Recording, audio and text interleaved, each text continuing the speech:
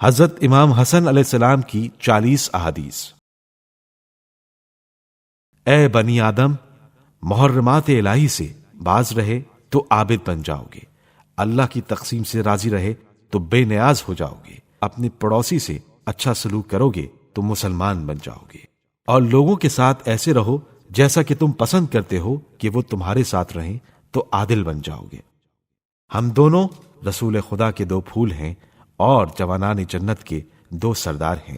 خدا کی لعنت ہو اس پر جو ہم پر سبقت کرے یا کسی کو ہم پر فوقیت دے۔ بے شک ہماری محبت بنی آدم کے گناہوں کو اسی طرح گرا دیتی ہے جس طرح ہوا کا جھونکا درخت سے پتوں کو گرا دیتا ہے۔ کل تم سے ایک ایسا شخص جدا ہوا ہے جس کے مانند نہ اولین میں کوئی تھا اور نہ آخرین میں سے کوئی اس کے مقام کو پا سکتا ہے۔ جو قرآن مجید کی تلاوت کرتا ہے اس کی ایک دعا ضرور قبول ہوتی ہے، چاہے جلد ہو چاہے تاخیر سے ہو۔ اس قرآن مجید میں ہدایت کی روشنی کے چراغ اور دلوں کی شفا ہے۔ جو نماز پڑھنے کے بعد طلوع آفتاب تک اپنے مصلے پر بیٹھا رہے اس کو جہنم کی آگ سے بچنے کی ڈھال حاصل ہو جاتی ہے۔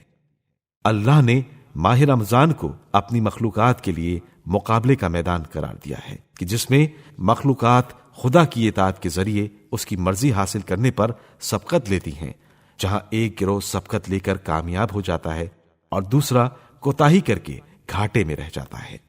جو مسلسل مسجد میں آمد و رفت رکھے گا اسے 8 میں سے کوئی ایک چیز ضرور حاصل ہو جائے گی۔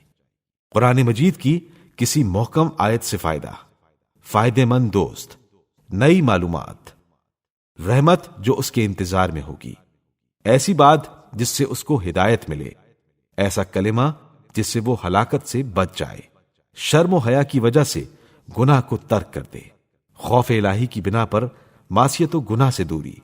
جو علماء کی ہم نشینی میں زیادہ رہے گا اس کی زبان کا بندھن کھل جائے گا اور اس کے ذہن کی گرہیں واہ ہو جائیں گی اور اپنے نفس میں رشد و ارتقاء کا سرور پائے گا، اپنی معلومات کا ولی ہوگا اور اپنی معلومات سے لوگوں کو مستفاد کرے گا۔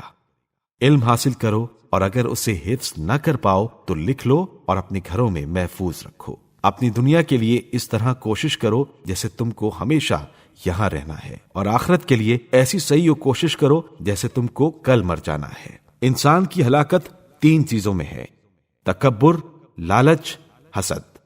تکبر سے دین تباہ ہو جاتا ہے اور اسی تکبر کی وجہ سے ابلیس ملعون ہو گیا، اور لالچ نفس کی دشمن ہے اور اسی وجہ سے آدم کو جنت سے نکلنا پڑا، اور حسد برائی کی طرف رہنمائی کرتا ہے اور اسی حسد کی وجہ سے قابیل نے حابیل کو قتل کر دیا۔ حق و باطل کے درمیان 4 انگشت کا فاصلہ ہے، جسے تم نے اپنی آنکھ سے دیکھا ہے، وہ حق ہے، اور اکثر و بیشتر تمہاری سنی ہوئی چیزیں باطل ہوا کرتی ہیں۔